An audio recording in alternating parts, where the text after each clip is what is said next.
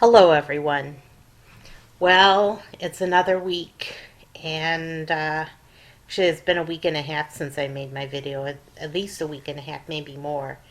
And um, I I heard about these unidentified flying objects, and I just had to comment. I had to comment when I heard about the unidentified flying objects. So let's get to it. Um, Unidentified flying objects. Biden is claiming publicly that they are probably most likely, he doesn't know, probably most likely belong to some sort of company or private enterprise, has launched these unidentified flying objects into the air that have no apparent propulsion system.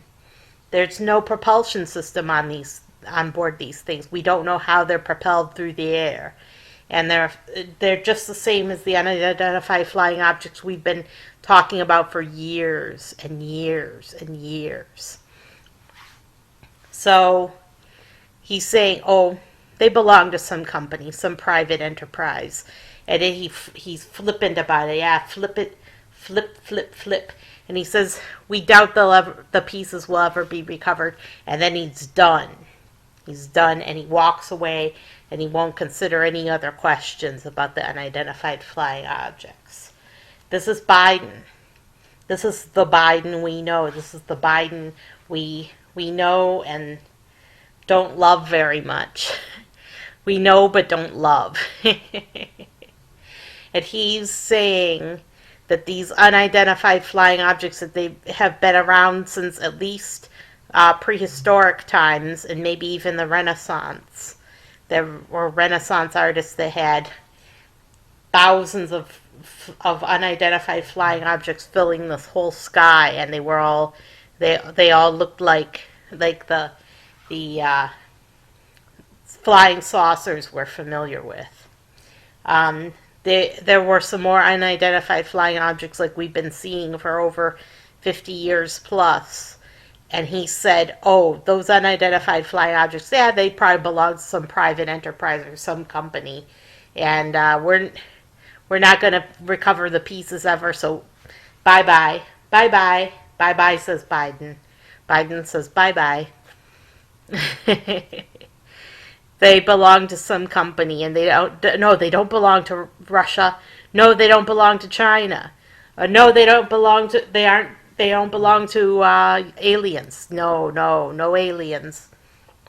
Nothing to see here, folks. It's just a private enterprise, and because it was above water, we'll probably never recover the pieces. Bye-bye. Bye-bye. Bye-bye, says Biden. Well, I'll tell you something right now. Something smells rotten in the house of Denmark. Yeah, something's rotten in the house of Denmark. Something smells rotten. And I know what it is. It's Biden. Biden is lying to us. We know he's a liar. He's lied before. He is lying to us without any doubt. Because the two most likely things these alien spaceships could be is either aliens, or it could be Russia or China. The very last thing they probably are is belong to a private enterprise or business. Because if they belong to a private enterprise or business, a private enterprise or business would have to submit and a patent. They would have to patent their thing, and anybody could look it up and see their unidentified flying objects in the patent office. If they don't patent it, someone can steal one of their unidentified flying objects and rip them off, make a quick rip off and patent it themselves. So we know that it doesn't belong. It was the size of a car flying through the air, and it looked like a cylinder, and they had no apparent propulsion system, nothing to indicate how it was propelled, and that belongs to a private enterprise. Like we're thinking of Elon Musk now, because Elon Musk would be the most likely person to launch something like that. It doesn't belong to him. He isn't interested in Lake Huron. He's not interested in Lake Huron. Was definitely either Russia or China or an alien. And Biden is saying bye-bye and keeping it a big secret. And the only way he can keep it a secret is to lie to us, so he lied to us. How do you feel about that? How do you feel about the U.S. military shooting unidentified flying objects out of the air that could possibly be alien life forms visiting us? I don't feel very good about shooting down aliens, even though some people claim aliens are malevolent. I really have no proof that they're malevolent. Some people believe any story that's made up by any shyster saying that the aliens deserve to be shot down out of the sky because they're doing alien abductions. Like, I don't know if I believe that about the alien abductions. I don't buy it. Because if they were abducting people, they would never return them. They would just kill them, and they wouldn't return them to Earth, because then people would spread stories about the aliens, and then they could come to harm from us. We would harm them. So just like we just did with the shooting the spaceship out of the sky with a missile, and it was very expensive from what I heard. But we've had flying saucers and unidentified flying objects forever. We've had them forever. And so all I can say is that aliens, very likely, Russia and China also likely, because they may have shot down some alien ships and then copied they're so good at copying, Russia and China, but especially China. They're so good at copying things that have been patented elsewhere and ripping them off. So why can't they rip off the alien technology? They could figure it out. They could dismantle an alien spaceship and figure out their technology. And then once they figured out their technology, they can hone in and make an alien spaceship. They can make an alien spaceship. So that is the news about the aliens that were probably aliens. We don't know if they're aliens, but they shot down their ships. And there were 3 of them in the course of a week. They were real worried about the aliens were worried about war with China, or else maybe it was the Chinese that launched the ships and they were worried about war. After the space spy balloon, the Chinese spy balloon was shot down. That was such a controversy. But they made a big stink about it, but they didn't do anything about it. Thank goodness that they didn't do anything about it, but they love to make a stink, don't they? Now, don't they? So, on to other topics. There was a train derailment in, I think it was eastern Ohio, and the water and air were polluted, and the EPA is assuring them the air is safe to breathe, the water is safe to drink, please return to your homes. Then I saw that video of that guy stirring up the water in his creek, and a bunch of an oil slick formed on the top of the water. He said that was from the chemical spill, and that he didn't know if he would ever let his kids walk or swim or fish in that creek ever again. He never allowed his kids in that creek ever again, and he lives there. He lives in that area. He bought a house in that area, and that's where the train derailed.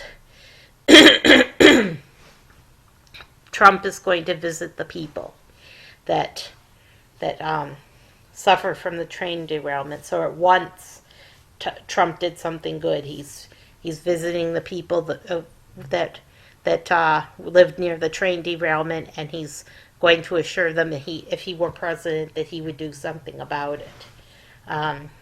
So far, Biden doesn't seem to be doing anything about it, except reassuring people that the water is safe to drink and that the air is safe to breathe without any evidence. It's just saying, the scientists have determined, return to your houses. That seems like a lawsuit waiting to happen, doesn't it? And also, in other news, there was a mass shooting at MSU. A mass shooter at Michigan State University. Mass shooter came and shot, I think, 3 people. 3 people got shot. And then he ended his own life. And he had a list of people that he wanted to attack. I don't know if this even matters or not. Probably doesn't matter, but I shouldn't even mention it. But the shooter was a black man. And he wasn't a student of MSU.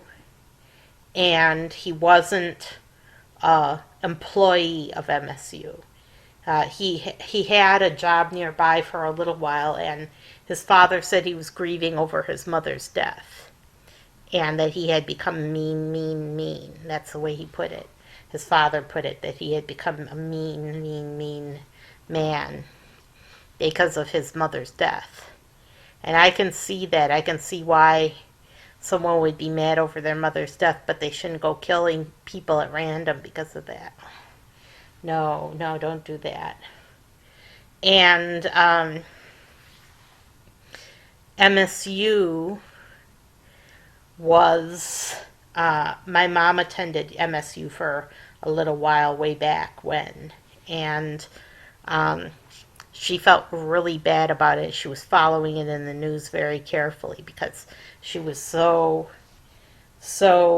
upset that this happened at her college where she went to school. It happened there. That's where it happened, at her school. And there's nothing you could do about it, nothing that could change the outcome. And it's just sad. It's just really sad. The kids were running and they were hiding, and they were told to hide in place, and they were running away down the street, and then they were told to shelter in place and to hide from the shooter, from this mass shooter, and he shot himself. So no more mass shooter there, but who knows where a mass shooter will strike next. It could be anywhere. They have to take care of the mental health of people. I don't know how you can reach someone who doesn't think they have a problem and then goes and does something like this and says that they don't have a problem, and then they do have a problem. I don't know how you reach someone like that, because they're murderers. They're cold-blooded killers. They would do anything. There's nothing they wouldn't do to get revenge on real or perceived slights. And that's just it. That's just the way mass shooters are. That's the way killers are. They kill and kill and kill. There's no stopping them. They just kill whoever and whenever, and maybe mental health counseling wouldn't do them any good, because they're bad-hearted people. So because they're bad-hearted people and because they really can't be changed, um, then they propose, of course, taking the guns, but that's not a solution either because the gun owners won't give up their guns for any reason. So there's no solution, it seems. These mass shootings will just keep coming on forever until they take the guns away. Then they plan on taking the guns, and um, it's going to be bad. It's just bad all around because the gun owners are going to fight back. They're not going to put up with having their guns taken. They're going to fight back, and then it's just going to be a bloodbath. It's going to be a total bloodbath all across America. Um, I have nothing to add because it's a problem that just cannot be solved. Cannot be solved. And it can't be solved neatly. Can't be solved quickly, and it can't be solved without bloodshed. So that's it. Um, Mass shooter, train derailment, and unidentified flying objects that Biden lied to us about. Oh, next election is going to be a mess. It's just going to be a mess. People are going to be, there might be mass shootings at polling places. Maybe. I hope not. But keep your eyes open, stay sharp, stay alert, and stay alert for voting places because those are dangerous places. I would just vote at home. I would vote at home if I could. So that's what you should do. You should vote from home if you can. And then if you can't, or if you don't believe that voting from home is right because you think that the election is being stolen by fake voting, or you think your vote won't count, go ahead and show up at the polling places. But let me tell you, it's going to be scary. It's going to be a scary day at the polling places. There might be outbreaks of violence or people trying to influence your vote. That's in the future. That's 2024.